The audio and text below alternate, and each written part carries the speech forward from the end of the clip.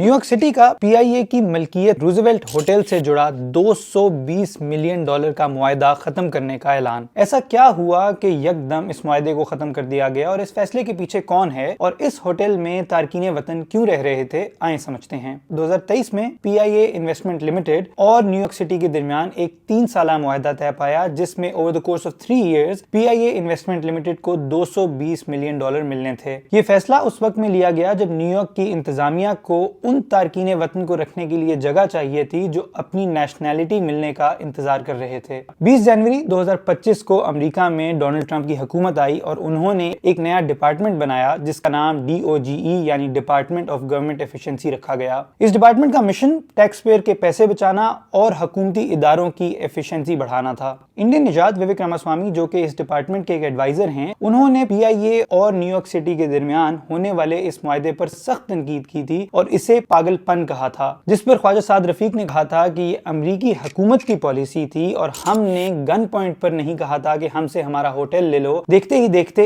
APP के मुताबिक अमरीकी हुकूमत और राइट विंग एक्सट्रीमिस्ट के दबाव की वजह से न्यूयॉर्क के मेयर ने इस मुआहदे को खत्म करने का ऐलान किया। माहिरीन का कहना है कि इस होटल की इमारत बहुत कदीम है और इसकी देखभाल बहुत महंगी है, तो अब पीआईए को या तो कोई पार्टी ढूंढनी पड़ेगी जो इसकी देखभाल करे और इसके खर्चे उठाए, वरना इसको मजबूरन बेचना भी पड़ सकता है।